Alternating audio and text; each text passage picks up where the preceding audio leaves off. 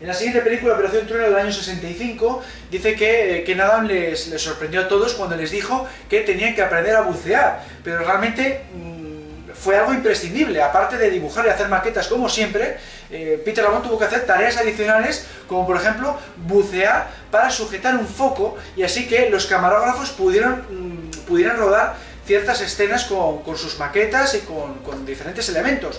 Y más allá de eso, encima tuvo que interpretar al propio James Bond doblando a Connery en la escena en la que se hace con los objetos personales de Derval. De esto se siente particularmente orgulloso el haber sido James Bond, aunque solo sean unos pocos fotogramas. En esta película, por cierto, ascendió a dibujante jefe. Aquí fue el encargado principal de todo lo relacionado con el bombardero Vulcan, y esto pues le vino muy bien el haber hecho el servicio militar en la RAF, porque los conocimientos que había adquirido relacionados con aeronáutica y con mecánica de aviones pues le vino muy bien para hacer una representación muy fidedigna de lo que es un bombardero. Y aparte pues les vino muy bien la colaboración del Ministerio de Defensa, porque les permitió sacar fotografías de todo, coger componentes para hacer moldes, pudieron comprar un armazón vacío por 3.000 libras. Con todo ello pues hicieron 3 maquetas, una a escala real y 2 más pequeñas para filmar el amerizaje y el hundimiento, y bueno, pues en suma pues hicieron unas escenas realmente sobresalientes que les valieron la nominación al Oscar a los mejores efectos visuales. Fue algo extraordinario, y Caballero Alcolí además le fichó al propio Peter Lamont para que remodelara la casa que tenía en Mayfair, en Londres. En solo 6 de 2 veces, Peter Lamont tuvo el reto de ser la mano derecha de Ken Adam a la hora de construir el fantástico decorado del volcán hueco que sirve de guarida para Blofeld. Esto surgió a raíz de la búsqueda de localizaciones por Japón.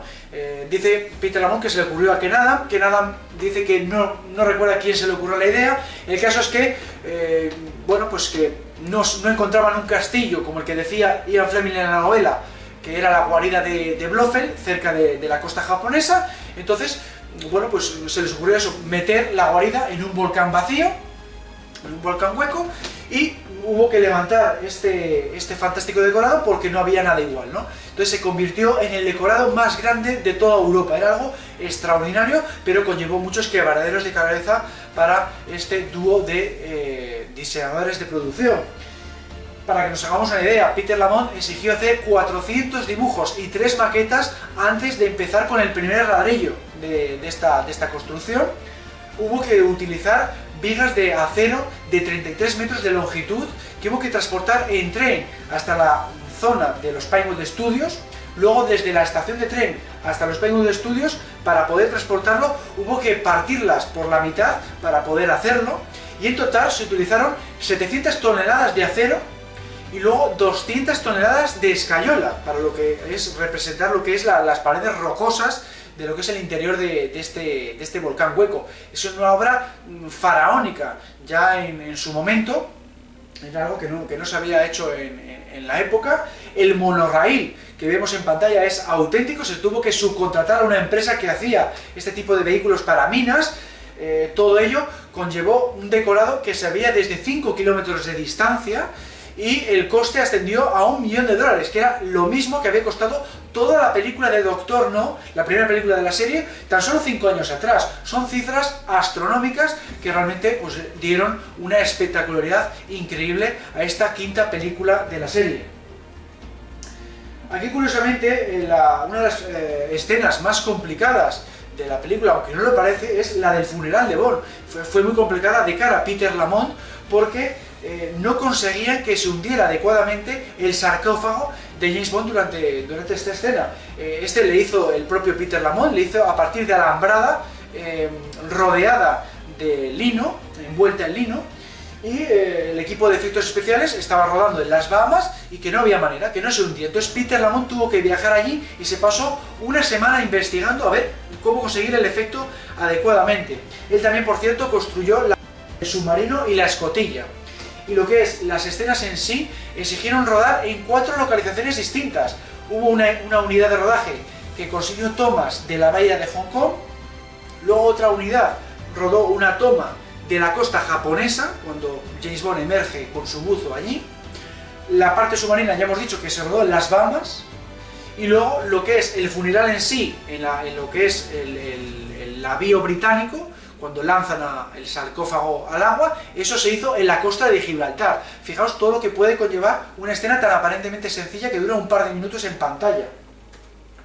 En la siguiente película, 007, El secreto secreto de su majestad, Ken Adam no estaba disponible, estaba haciendo la película Adiós Mr. Chips, entonces ficharon al que le había sustituido en Desde Rosa con Amor, que era Sid Kane, que había sido director artístico en la primera película en Doctor No, es lo que se solía hacer, ¿no? Fichar a la mano derecha del diseñador de producción, y bueno, pues Ken Adam estuvo a las órdenes de esta persona, Peter Lamont estuvo a las órdenes de Sid Kane, y en este caso pues pudo asistir a la fase de casting del nuevo James Bond. Y dice que pasó un poco lo mismo a todo el equipo, a todo el mundo le pareció que el mejor James Bond en el casting había sido el modelo australiano George Lazenby, casi todo el mundo votó a su favor, le parecía estupendo, pero al término de la producción todo el mundo se arrepintió de haberle elegido por la arrogancia que demostró durante todo el rodaje y porque a nadie le convenció su interpretación. Había muy pocos que votaron a su favor al término de la película.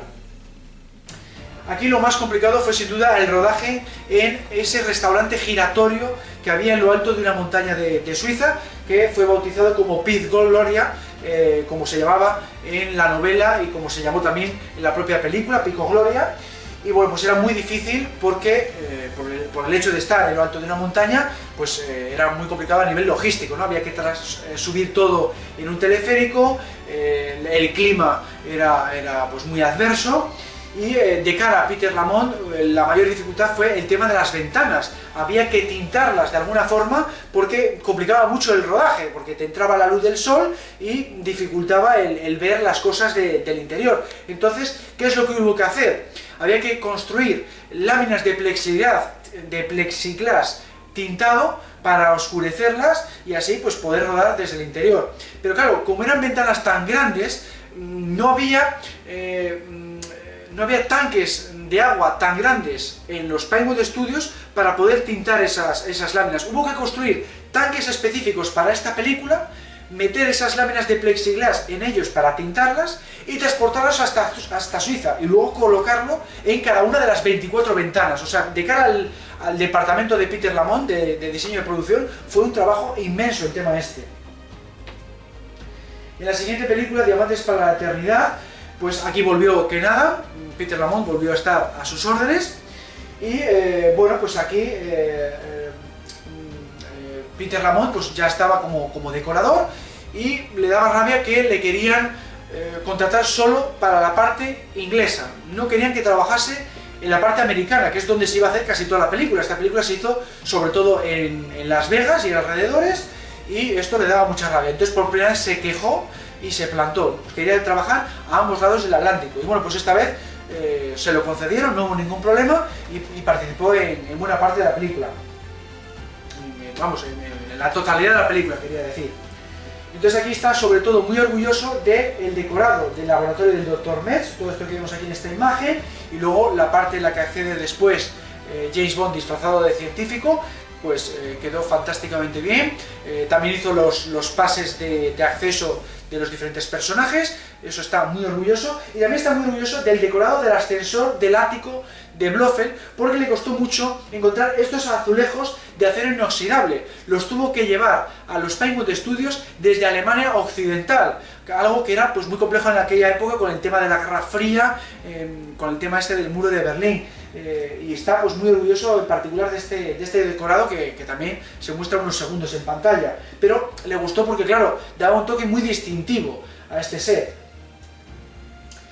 Aquí el tema de esta escena, la responsabilidad recayó en su hermano Michael y en el jefe de electricistas de Pinewood Studios, porque tuvieron que hacer la maqueta de Las Vegas, tuvieron que hacer una maqueta inmensa de Las Vegas, porque en las propias Las Vegas al director Gareth Hamilton no le gustaba cómo quedaba, de cara a la cámara no daba la sensación de peligrosidad que él buscaba, y sin embargo con una maqueta pues como que quedaba mejor, daba una sensación de riesgo muy buena, y fue gracias a eso, a la labor del hermano de Peter, y el truco estuvo en poner tiras de papel en un ventilador. Esto al ponerse delante de las luces de la maqueta daba la sensación de que tintineaba igual que hacían en la propia ciudad. Quedó realmente fantástico.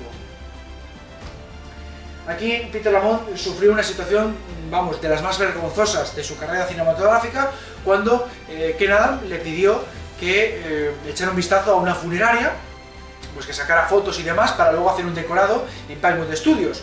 Bueno, pues entró y un empleado le iba a echar una mano pues para lo que quisiera. Bueno, pero resultó que en aquel momento se estaba celebrando un funeral de una familia, estaba reunida una familia india. Bueno, pues va el empleado y sin ningún tipo de decoro les echó a todos en plena ceremonia, sin dar tiempo a Peter Lamont a decirle que podía volver en otro momento o esperar. Y claro, esto pues le dio una vergüenza a Lamont terrible, porque es que les echó, ya digo, sin ningún tipo de... Les dijo, no, que es que este es un hombre que trabaja en el cine, tenéis que salir de aquí todos, que tiene que sacar fotografías. Peter Lamont le dio una vergüenza terrible. En 007 Vive y deja morir no estuvo presente Ken Adam, y aquí, bueno, pues le dio un poco de rabia a Peter Lamont el que no le ascendieran a su puesto, al de diseñador de producción. Le ascendieron a ser codirector artístico con otra persona, pero el máximo puesto, el de diseñador de producción, se lo dieron a Sid Kane, que ya hemos dicho que había sido diseñador de producción en Desde Rusia con Amor y 007 al servicio secreto de su majestad. Todavía no confiaban en él lo suficiente como para que fuera el reemplazo de Ken Adam, pero bueno, por lo menos seguía ascendiendo dentro de lo que es la franquicia de 007. Aquí, durante la búsqueda de localizaciones, ocurrió algo buenísimo y algo malísimo. La anécdota buena fue que el productor Harry Salman se comportó de maravilla con su equipo porque les pagó un billete en primera clase de avión para viajar a Nueva York. Y claro, disfrutaron del lujo de este tipo de vuelos. Sin embargo, luego, cuando estuvieron en Louisiana buscando un buen sitio para rodar la persecución de lanchas, resultó que la lancha se trabó en una zona embarrada y tuvieron que bajarse de ella. Bueno, pues fue algo espantoso porque el barro les llegó a la altura del pecho. Se tuvieron que colgar los zapatos del cuello y él, en su caso, que se estaba filmando con una cámara, tuvo que llevar la cámara por encima de su cabeza.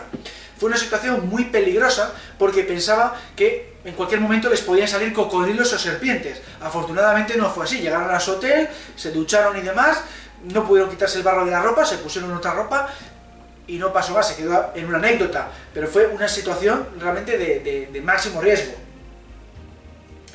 Otra anécdota fue en el rodaje en Harlem. Aquí había mucho miedo porque era un barrio muy peligroso y de hecho el productor Harry Salman no dudó en contratar un guardia de seguridad para el equipo de rodaje. ¿Qué es lo que ocurrió entonces? Que el primer día no se presentó esta persona, no había nadie, entonces bueno, pues para no perder tiempo, para no perder dinero del presupuesto y demás, decidieron ponerse a rodar sin esta persona. Más tarde descubrieron que a este propio guardia de seguridad le habían atracado en el metro, le habían robado el ticket, los pantalones y la cartera. Afortunadamente, a lo largo de todo el rodaje no pasó nada y no hubo nada más que lamentar ese pequeño hurto. En el resto del rodaje en Nueva York, pues hay otra anécdota también curiosa, que es que durante el rodaje de esta parte en la que asesinan a Charlie y James Bond pues sufre un accidente automovilístico, tuvieron que suspender el rodaje por culpa de la niebla y entonces pidieron a la policía de Nueva York, que le estaban echando una mano con el tema del permiso de rodaje y cerrar el tráfico y demás, pues a ver si les concedían otro día porque había sido imposible. Y nada, pues sin problema, les dijeron otro día para rodar de 11 de la mañana a 2 del mediodía. Y claro, esto le puso muy nervioso al director Guy Hamilton porque a ver si la gente, los extras, se iban a poner a comer y iba a producir retrasos otra vez y demás. Entonces pidió a uno de los miembros del equipo, oye, consigue comida para todo el mundo, que no quiero líos, que quiero que esto se ruede de 11 a 2 sin ningún tipo de retraso. Bueno, pues fue esta persona a un establecimiento del barrio y pidió 108 sándwiches. Y claro, la chica que atendía en ese momento se quedó pálida y le dijo, vale, pero date la vuelta al mostrador y vas a tener que echarme una mano. En la siguiente película, El hombre de la pistola de oro, le pasó otra vez lo mismo a Peter Lamont. No estaba Ken Adam, pero no lo ponía a él como sustituto. Tampoco estaba Sid Kane, pero no le ponían a él. Ficharon a Peter Murton en este caso. Ficharon al que había sido director artístico de Goldfinger, por ejemplo. Había sido responsable en otras películas. A pesar de la experiencia que tenía Peter Lamont, seguían sin confiar en él para ponerle al cargo de todo el departamento. Y sin embargo, le daban más tareas que a nadie, le daban responsabilidades incluso que no le correspondían en su puesto. Pues por ejemplo, tareas de catering, tareas de reservar habitaciones de hotel, e incluso la tarea de restaurar el junco de Escaramanga. Era algo que se hacía mucho para ahorrar dinero. Comprar un vehículo que estaba destrozado y restaurarle, en vez de comprar uno nuevo, ¿no? Bueno, pues en este caso dio un trabajo realmente extraordinario. Al final casi costó más que comprar uno nuevo, porque estaba en muy malas condiciones.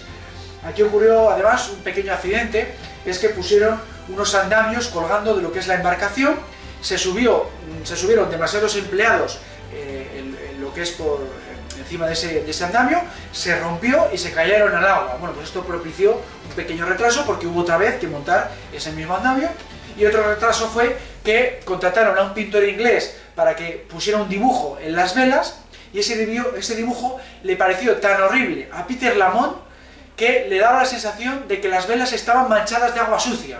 Entonces él rápidamente se subió a los mástiles, las descolgó todas las velas y se lanzó al agua con ellas para lavarlas, de lo mal que le parecían.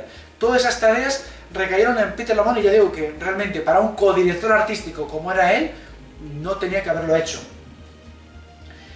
Lo que sí le correspondía, y realmente es el mayor aporte que hizo Peter Lamont a esta película, fue el diseño de la pistola de oro, que es parte fundamental de la trama. A él se le ocurrió pues esta combinación, ¿no? El que la pistola fuera el cañón una pluma, la pitillera, el mechero fuera el cargador, y la pitillera fuera la empuñadura, y el gemelo fuera el gatillo. Todo ello fue fabricado por Colibrí con un baño de oro, y luego se encargó a un joyero que lo ensamblara. Él, por supuesto, practicó varias veces cómo se ensamblaba, para luego enseñárselo a Christopher Lee, el actor que interpretaba a Escaramanga, y así pues con la práctica luego en el rodaje pues quedará bien, pues que era un asesino profesional y que tenía dominio de ello, ¿no? Y quedó fantásticamente bien en la película. En la siguiente película, en La Espía que amó, del año 77, volvieron a contratar a Ken Adam como diseñador de producción, y Peter Lamont como director artístico pues estaba a sus órdenes. Y aquí, sorprendentemente, Ken Adam le echó tal bronca a Peter Lamont que se echó a llorar. ¿Cuál fue la historia? Que los ejecutivos de United Artists estaban muy preocupados porque el equipo de efectos especiales se estaba retrasando muchísimo en el rodaje de las maquetas del Icarus y los submarinos en las Bahamas. Entonces le dijeron a Peter Lamont a ver si de Strangis, vamos a decir, o por decirlo de alguna forma, viajaba allí a las Bahamas a echarles una mano. Entonces esto le molestó muchísimo a Ken Adam, pero en realidad funcionó de maravilla, porque al llegar allí vio que es verdad que no podían avanzar por culpa del clima, y les dio una sugerencia magnífica: ¿por qué no rodáis en el otro extremo de la isla, que hay un clima mejor? Lo hicieron así y sacaron la escena adelante. Esto fue un gran aporte por parte de Peter Lamont a esta película, y en un departamento que no le correspondía. Otro aporte fantástico fue una frase que dice James Bond, que es una de las frases graciosas de la película, que es cuando consigue atrapar al tiburón con el imán. A nadie se le ocurría qué podía decir ahí James Bond en ese momento, porque, vamos, ni al guionista, ni al director, ni a los productores se le ocurría nada, y la familia James Bond pues son muy abiertos a la hora de recibir ideas, da igual de dónde venga la idea, si es buena. Y en este caso, pues bueno, en español dice ¿qué te parece eso? Y en inglés dice algo así como ¿te atrae eso? Y quedó muy bien, ¿no? Pues esa frase también es aportación de Peter Lamont. Otra aportación muy buena de Peter Lamont fue traer a su primo Alan Manley, que había ganado un Oscar a los mejores efectos visuales hace unos años atrás por la película La Bruja Novata, para resolver la problemática de rodar las esfinges del Cairo de noche. Con las cámaras que tenían en aquel entonces era imposible, porque no funcionaban con tan poca luz. Entonces, al traer a su primo, este descubrió la solución, que era rodar maquetas de las esfinges por un lado y combinarlo con metraje del público por otro. Bueno, pues ¿ves? Esta es otra aportación, que no se corresponde realmente con tarea específica del diseño de producción, pero gracias a Lamont pues salieron adelante. Y luego ya, dentro de lo que es tareas propias de Lamont, lo más destacable es que fue la mano derecha de Ken Adam a la hora de levantar el 007 Stage. Es decir, volvió a repetir la misma tarea que había hecho en Solo se vive dos veces con el volcán de Blofeld, ¿no? Construir este inmenso decorado que albergaba el interior del Líparos, el interior del superpetrolero que se tragaba estos 3 submarinos atómicos. Aunque se ha dicho siempre que se levantó con la idea de que luego fuera un decorado permanente, dice Peter Lamont que no fue así en un principio, no tenían el permiso necesario para que fuera una estructura permanente, se iba a demoler después. Debe ser, dice, que a posteriori Cabe Broccoli consiguió el permiso para que se mantuviera, y menos mal que fue así, porque le siguieron utilizando en varias películas posteriores de James Bond y en otras películas fuera de la franquicia. Aquí, pues nada, hizo una labor excelente. Lo que pasa es que tuvo bastantes discusiones con Ken Adam. Aquí la relación fue bastante mala en comparación con películas anteriores y muchas veces se contradecían a la hora de dar órdenes a los trabajadores. Igual Peter Lamont les decía algo a los operarios, venía Ken Adam detrás y les decía justo lo opuesto, y viceversa. Tuvieron una relación bastante mala en esta película y les va a perjudicar después en la siguiente, en Moonraker, como vamos a comentar. Y luego aquí tuvo otra experiencia muy mala Peter Lamont, y es que le comentó al jefe de los Pinewood Studios que estaría muy bien aprovechar el espacio que sobraba en lo que es el ático del 007 Stage para construir oficinas, porque tenía así vamos a decir, una curvatura que suponía un espacio muy bueno para construir oficinas. Bueno, pues la respuesta de esta persona fue que prefería gastarse ese dinero en construir oficinas en ir al bingo. Se quedó realmente sorprendente de esta respuesta tan desagradable. En Moonraker del año 79, pues volvieron a fichar a Ken Adam como diseñador de producción, pero debido a esas discusiones que había tenido con Peter Lamont, no quiso contar con él nuevamente como director artístico. El problema es que esta noticia le llegó a Peter Lamont después de haberse dado la trisca de haber viajado por todo Estados Unidos y por media Sudamérica durante la fase de preproducción, buscando localizaciones exteriores para esta cinta. Ken Adam tomó la decisión muy tarde y, claro, la familia Bond, digamos, los productores, pues les pareció un palo para Peter Lamont, y en compensación le ficharon como director artístico del equipo de efectos visuales. Hizo tareas pues relacionadas con la filmación de las maquetas, todo ese tema de los transbordadores, la base espacial de Drax. Hizo tareas relacionadas con esas escenas más que con los decorados, pero fue muy desagradable para Peter Lamont porque hizo mucho trabajo relacionado con el diseño de producción. La anécdota de esta película fue que fueron a la ceremonia de los Oscar. ¿Por qué? Porque en aquel momento estaban viajando por Estados Unidos, tenían que ir a Florida a ver dónde podían encontrar una pitón para la escena en la que James Bond es atacado por la que tiene Hugo Drax en su base en las Amazonas, ¿no? en la zona de las Amazonas. Y de paso pues decidieron pasarse por la ceremonia de los Oscar porque La espía que amó había sido nominada a 3 Oscar, a la mejor canción, a la mejor banda sonora y al mejor diseño de producción. Entonces Peter Lamont estaba en esa categoría junto a Ken Adam y demás. Y lo gracioso fue que cuando estaban avanzando por la alfombra roja, todo el público se volvió loco con ellos. Y digo, pues todos extrañados, estaban todos extrañados porque esto no es normal. Lo habitual es con los cantantes, con los actores o con las actrices, no con los diseñadores de producción. Bueno, pues después de avanzar unos metros se dieron cuenta de cuál era la razón. Miraron hacia atrás y es que detrás de ellos venía John Travolta. Y era algo que les había pasado también a otras personas, este tipo de situaciones. El caso es que, bueno, al final acabaron perdiendo las 3 categorías, como sabemos. 2 de ellas se las llevó la primera película de Star Wars, pero lo pasaron fantásticamente bien de todas formas, antes, durante y después de la ceremonia. Luego ya continuaron su viaje, ya digo, a Florida y a Sudamérica, donde se rodó buena parte de esta película. Luego también estuvieron rodando muchísimo en París. ¿Por qué? Porque habían aumentado muchísimo los impuestos por rodar en Inglaterra. No podían rodar los Pinewood como de costumbre. Además, tenían también muchas deudas en cuanto a impuestos el productor Cabe Broccoli, el director Lewis Gilbert y el actor Roger Moore. Entonces era inviable rodar en Inglaterra, tenían que rodar en París. Allí tenían 3 estudios de rodaje bastante grandes. Había que combinar los 3 para poder abarcar una superproducción de estas características. Y luego al final dice Peter Lamont que salió el tiro por la culata porque esto supuso un aumento del presupuesto considerable.